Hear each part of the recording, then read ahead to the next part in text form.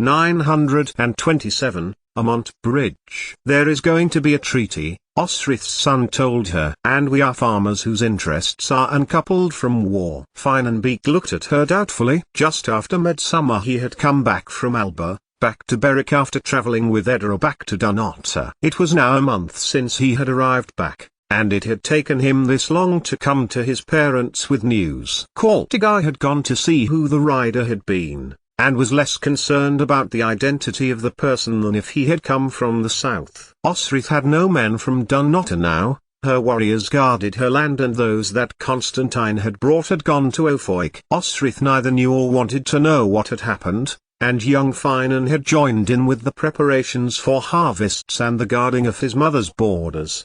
"You were threatened by Utid's men," he said to her, plaintively. From the polishing of his sword, Finan's head rose. "Your uncle sought to secure Berwick, for what is to come," Finan told their son. "And what is to come, father?" young Finan asked, belligerently. "For Constantine's warriors have been beaten at Ofoik. What is to come is peace, for Aethelstan has forced his hand." Along with Hywel and Sindlan, Owain, Anlaf and Guthrith, Constantine must go bend the knee, pledge that he is overlord of Britannium and accept he is a sub-king. Osrith raised her head from her audit of bridals. "Truly?" she asked. Young Finan stared at her for a moment, and then nodded. "The Mormers too, representing the Picts and Dulriata. Utid has been called," he added, giving his father a long look. Osrith saw the look in Finan's eye. Young Finan had been cocky, and he could tell that Finan wanted to say something back, cutting, or sarcastic. Instead, Finan looked at Osrith. "I have hammered my sword into a plowshare and managed this neutral piece of land," she told her son. "And not literally, Finan Beeg," she added, when her son's eye drifted to her sword belt, for they both knew Bué was in her bedchamber with her armor.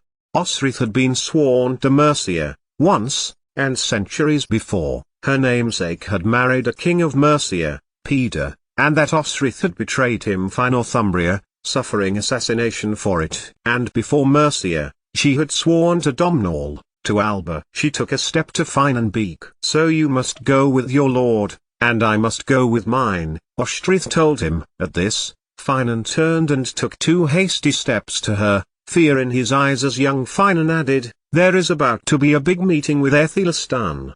Osrith, you will not leave Berwick, I'm begging you," he pleaded, in a manner that surprised her. But before Osrith had a time to answer, young Finan stepped in front of his father. "She can come with me, I'm going," young Finan told Finan. "What? You don't trust I can protect my mother?" He withdrew his blade. Osrith had seen it before. It was Feda's sword. From what her son had told her, Bishop Oswald, Osrith's nephew and so young Finan's cousin, had given it to him. "Ye're 16 years old," Finan told him. "If ye come across any big bastards like the Norse who are allies to Constantine?" young Finan retorted. Osrith could see from Finan's face he was doing his best not to strike him. "Then, she can protect me," he added, "although, I know you recall that I outwitted Berg and Rorick before I left, and I have bettered my uncle." Finan Beeg looked at his mother. "If you are intent on going, help your mother in the fields today, and I will think about it," Finan told her. Young Finan looked as if he was about to put in a comeback, something about not needing his permission but, for everyone's sake, thought better of it. "Yes," Osrith told him. "The harvest will not gather itself. But I will be going, Finan," she told her husband. "If the lords and kings have been called, I will not have it said that Berwick slighted Aethelstan. I will not have him use it as a reason to invade." "Then I will come with you," Finan told her, decisively. "I do not want you going off by yourself." "Now," he said to their son, "go to Caltigar and see what's to be done." 88,888,888. That had been 2 weeks before St. Bartholomew's Day, the day on which Aethelstan had decreed that the kings and lords would meet to offer deference to him. It would be at Bergham, Amont Bridge, the place which Bishop Oswald had pointed out to her when they had gone south, to Gloucester. Had he known? Osrith did not know. But what she did know was that Athelistan would have made it very clear the Mercia Wessex camp had been made on the southern bank, Northumbria, and that the North Cymric with Prince Sindlan and the rest of Cymru, with Hywel, Constantine and the Norse, were camped to the north of the Lothian, the land which had, until Edra's wedding, been hers by Brehon right, and was now her daughter's. Which meant that Athelistan would have to show as much humility as any man, let alone a king, on entering a kingdom which was not his own. Edra would not have been there, of course, and so he had turned to Osrith, who had been there, and asked her. Instead, thousands of people would watch as Athelistan spoke to her, thousands of people seeing how the king of England had spoken to the Lady of Berwick. In this act, Osrith determined, Athelistan had recognized Brehon law, the law that said property passed from mother to daughter. And in doing so, Osrith would been made the center of attention. So, of course she had to cross the bridge, of course she had to accompany Athelistan and the other nobles to the stone circle on the northern bank and stand with them while they made their oaths of deference, one by one. Her brother had once said of Alfred, the bastard thinks. But, of Athelistan, this so-called bastard was more cunning than anyone she had ever met. He had no immediate family to consider, he had no wife or children to concern himself with, that she may die in childbirth, or that they might be captured and held hostage, or killed. Were he to die himself, Edmund, his younger brother, who was being protected in Wessex, would become king. He was just 6 years old, but he was well guarded, and had advisers in Athelistan's pay. England was secure, and yet Athelistan was determined to secure more, not least on that bright, hot, sunny day in Cumbraland where, one after another, the Norse, Anlaf and Guthfrith, then Prince Sindlan of the Aberfrau, then Hywel and finally Constantine bent down on one knee at the ancient stone circle, put there by the ancestors of the Cymric, and confirmed to Athelistan that he was their overlord. And finally, Osrith, Athelistan would dismiss the kings, for he was waiting for other lords to arrive to hear their words of fealty, and had dispersed the onlookers. I know this was your land, and is now your daughter's, Athelistan said to Osrith, when he asked her to walk beside him. Anlaf will, I trust, convey what has happened here today. It was a question, and Osrith bit back the urge to tell him that, indeed, Anlaf would be telling her, and immediately would be meeting with Constantine and Sindlan again to restate their own alliance. It was an insult, a crushing humiliation after Guthfrith's, Anlaf's and Constantine's defeat in Norfolk. And Athelistan would tell Osrith that he knew she had met with Sindlan at Gloucester Cathedral, and would ask who Gwyddolf was. She would later meet with Hywel, and make a very big mistake. But this was in the future.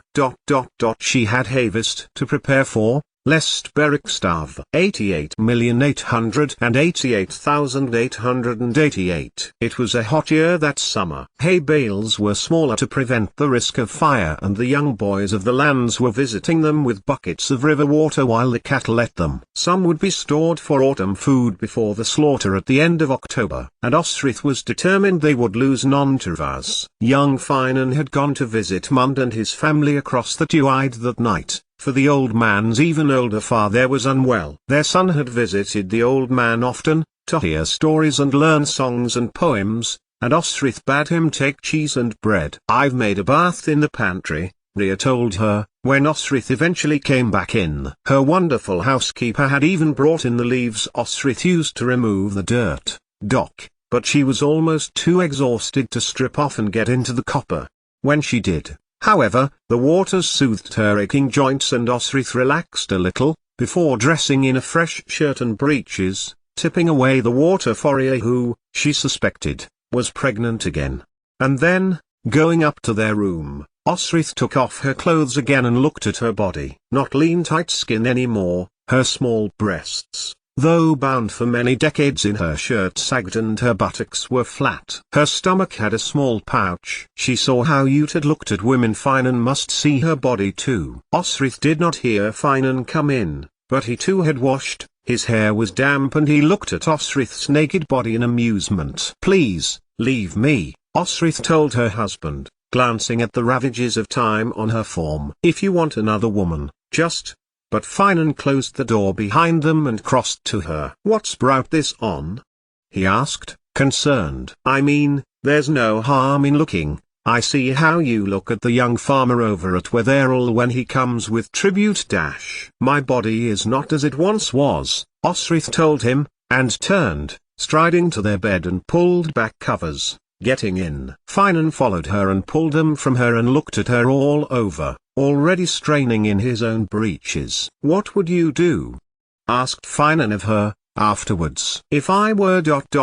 who?" It had been a waste of time washing. Osrith had worked up a sweat as she worked Finan's cock inside herself. It was not wonder it was called riding, for the movement was indeed as if she were on a horse. Her cunt lips pressed down and splayed out marvelously over his mound, and the pressure had built up in her clit just by being on top. But Finan knew exactly how to accelerate her pleasure and had reached up early on, kneading her tits, pinching and pulling her nipples as she ground down onto him. Learned with Constantine, perfected with Finan. "If you were king," he clarified, as he held Osrith in his arms, "invaded the end of the fighting season, take every ally you could, go with a show of force. Every ally." She turned over to look at him. "I was born English, but in my heart I am of the original people of these lands, the Britons, Picts, Scots, the Irish. Drive out the West Saxons, at least from Northumbria. Establish a king in Eothwick again." "Igil says the same," Finan told her. "And there has been talk of another candidate." Osrith knew, everyone knew, Igil, who had travelled to Norway and been imprisoned by Harald Finehair, to be released only when he had told a story that lasted one whole night, had made friends with his son, Eric, with the fearsome nickname of Bloodaxe. It was well known that Harald wanted the throne of Eothwick and, if not for himself, for his son. And why not a Norseman? And why not this Eric Haraldsson, if Guthfrith could not take it back, and Anlaf was only interested in Man and the Isles and Irian? Osrith's thoughts broke off as she realized that Finan was kissing her body, his hand stroking her neck and hair. She shivered. "It carried my son," Finan told her, answering her question from at least an hour ago. "I know this body," he continued, kissing her shoulder. "I know every inch of it," he added, kissing down stomach, then up to breasts, taking her left nipple in his mouth. It carried his son, Osrith thought, as Finan reached her navel. Then she jerked his hand down and then upwards, as he put his hand, fingers wide, to her cunt, brushing her already semi-aroused clit, giving her another shiver. And then stopped. Osrith looked up. "Osrith, you are wonderful to me because you are you," he told her. Osrith narrowed her eyes. "Have you been drinking?" she asked, at the corny line. Edith was no longer alive, Osrith thought, and she wasn't even sorry that the woman was gone. Whatever her husband said, there had been an attraction there, and she added, "I don't look at Jayan in any way. However long I get to be with you will never be enough. All I want is you," he continued, his mouth on her collarbone, his fingers at her clit. Oh, he knew how to do that, all right, and Osrith's breath began to grow uneven as her nipples hardened. After he had made her come, and Osrith had blown Finan, they were back in one another's arms again. "I will ask you to put away Ba," Finan told her, seriously. "I don't ask much of you, but as your husband, I'm telling you." And Osrith didn't protest, but instead listened as her husband shared her fears with her. "I do not want you to fight because there's going to be a battle, a big one. The First Peoples, as you call them, intend to rid the land of the Angles and the Saxons." Osrith breathed. It had been her plan,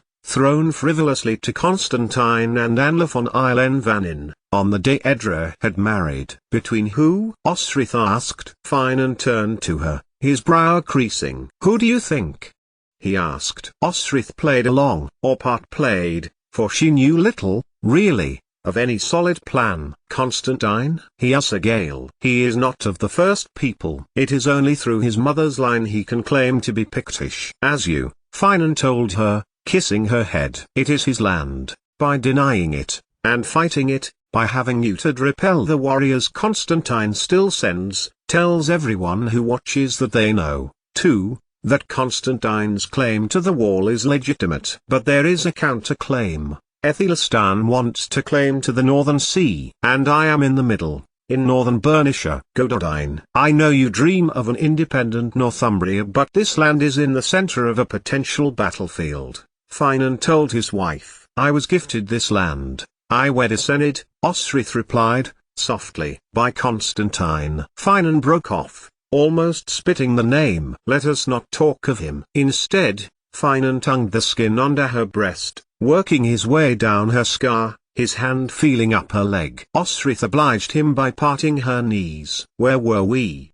He asked, before fingering her clitoris and inside her cunt again. They clung to one another for a long time afterwards, talking quietly between themselves until the short night was over and dawn arrived. And so they gathered the harvest by day throughout most of July, and had sex with one another at night as if they were recently met teenagers. Until the day their son told them that Constantine was heading to Amont Bridge, and that he was riding out. I will come with you, Osrith told Finan, who was preparing to ride back to Bibbenberg. Then, she saw his face. He said none of our women were to come, not even Benedetta. It was the first time Osrith remembered Finan using Eutad's woman's name, and the message surprised her. His men's wives and women were to stay at Bibbenberg. He fears a battle resulting from Boarth staying at Bergam, Osrith asked, using the Cumbraland name of the settlement to which they were all, imminently, going. So you can't come with us, he told her, his words deliberate. Osrith shifted in Finan's embrace. Please Osrith, for me, don't try. We can't take the women. I am not a woman, I am a warrior, she declared, sitting up. You feel like a woman to me, Finan replied, and showed her what that meant, harassing her with just a touch to her hip, his fingers around her buttocks. Wick made her well-attended cunt tingle. Is it because of Constantine you don't want me at Bergam? She pressed. How do you know where we are going? Because I have been summoned to, Osrith said, and sat up, the covers falling from her body, the candlelight picking out the shape of her breasts, nipples hard from Finan's interest. Next to Osrith, her husband's cock began to harden again. But she reached over to her breeches and pulled out something. Look, she said, holding out the parchment. Aethelestan's seal on it. Osrith Lackland of Berwick. But she soon dropped it as Finan leapt towards her, kissing her neck and making her laugh at his suddenness, before hauling her onto her back and kneeling astride her. Nothing more was said about them leaving. They honored the tried and tested method of not discussing either of one another's business outside Berwick. Their parting was less abrupt. Finan held Osrith in his arms, and she led him, feeling the warmth of him in the warm early morning. I want you to look after yourself, take as many warriors as you think you can spare now harvest is upon us. Just, get back here, alive. I am not alive unless I am with you, she murmured, and he bent to Osrith then, and kissed her deeply, holding her back with his hands as he pressed harder, his tongue in her mouth, his cock twitching. It had done that in his sleep in the peaceful nights that even now Osrith was thinking about with sadness that it might be the last time for peace. When she had wondered what it was about her hair that Finan liked so much, and whether it was just because Eutad had claimed Edith that Finan had not taken his chance. You'll have me back indoors if I don't go now, Finan whispered in her ear, and with a final kiss to her lips, he turned and headed to the stables. Within minutes he was on his white horse, and with a brief glance to his wife, hied his horse south. At dawn, Finan left their estate, waving her goodbye as he rode through his land, and Osrith wondered whether it would still be their land after Bergam. The question of her answering Aethelestan's call was not resolved, but she suspected that if Finan knew she attended the meeting in a different role he would not be put in a difficult position. Osrith looked down the coast, past Lindisfarne and to Bibbenberg in the distance. Eutad had tried to give her land up to the river to Egil Skilligrimson, who got on famously with young Finan when he had trained with his uncle Egil, and that he had once tried to speak to Benedetta in Latin, were the only two things her son had shared about all of his years training at her brother's fortress. But she was not prepared to pry. It was best not to know, and young Finan was not indentured to any one lord. he could choose for himself where his loyalties lay. Osrith would not get involved. Where were her own loyalties? England or Alba? Neither, Osrith thought, as she saddled up her horse beside her son. Berwick. Berwick was her land and she was going to defend it with every breath she had in her body. Aethelstan had called for the Lady of Berwick to meet him. Osrith would answer. 88,888,888. After the oaths on this hot day in the summer of the year 927, a calm descended upon Bergam. Amond was what the Cymric of the Old North had called the settlement, and the bridge was vital to the lord, whoever that was who took tribute from the people who worked the land, because the first ford was 20 miles to the east, and Osrith watched as a wolf's head banner moved from east to west. Utad was coming, and he had come late, too late to witness the Cymric and Gaelish and Norse oaths, to join the other banners around the nearby land. It really had been humiliation, Osrith thought, as she anticipated Utad arrival. Young Finan, by contrast, had made his way to the northern bank, in the direction of Constantine's standard which had, next to it, the red hand of Ulster beside it, Domhnall's standard. It felt bitter, and Osrith hadn't even done any buying or oath-taking. But she had hope that whatever plan Constantine may have instigated, there would be resistance. If there was resistance, there would also be war, not peace. Mater, come to join us, young Finan asked his mother. He was going over the river and was joining Constantine's camp. They had travelled together, Osrith thought, and had arrived on the morning of the oaths. And she had planned to return the same day. But day was becoming evening, and it would be ridiculous to set off at night. Besides, her horse was on the northern bank, in Cumbraland, so she followed him over the bridge and across to where their warriors were camping. "Captain!" exclaimed Dubkin, as she approached, and other warriors moved aside so she could sit and eat some of the food they were cooking, then listened to the boastings of battle, and a story that Sinzi was telling them about a huge monster in a lake in the lands to the north. When the singing began, Osrith realized that she should have been relaxed, should be thinking where she should be throwing her oiled leather skin under which she would sleep before returning to Berwick in the morning. But a nagging feeling was in her stomach, something which would not let her rest. Utad had come. Was he about to kneel to Aethelstan, too? Was there to be another round of oaths the next day? So she made the leather, and it looked as if she were inside, piled her packs to look like her sleeping form. But Osrith did not head across the river immediately. Instead, she neared Constantine camp, and stood at the edge of the circle, listening. A fire was going, and he, with the Mormers and Domhnall were sitting, watching it, talking and eating. Beside Constantine was his elder son, Selarch, who had been hostage not once but twice under Alfred and then Edward to offer surety of peace. He was a similar age to Edra, having been born just before Domhnall had died, just before Osrith returned with the girl in ignominy, from Wessex. Beside him, sat young Finan, and they were talking merrily together. His old friend, almost like a brother to him, Constantine's son had been, and Osrith's heart moved to see it. No matter how she tried to include him in an idea of a family of herself and Finan at Berwick, their son had his upbringing in Alba, and he could not hide it, no matter how much he tried. Yet, Finan had told him, young Finan and young Utad, her brother's younger son, as cousins, had bonded. Young Utad was older than young Finan, but it had been he who had taught him skills that he did not know, that Osrith, nor Sinad had ever taught him. Young Finan could hold himself in battle thanks to his cousin. Yet, to young Utad, young Finan would be of Alba, would speak English with a Gaelish accent, had affections and customs different to those practiced at Bibbenberg, not least his faith, which was like all the Gaels, that of the Irish Church. Like Bishop Oswald explained, young Finan once told her, young Utad was pleased to hear of the church connection. Though, apparently, young Utad, when he did attend chapel, was more like his father than he would like to admit, even though he had been raised on Lindisfarne with Abbess Hild.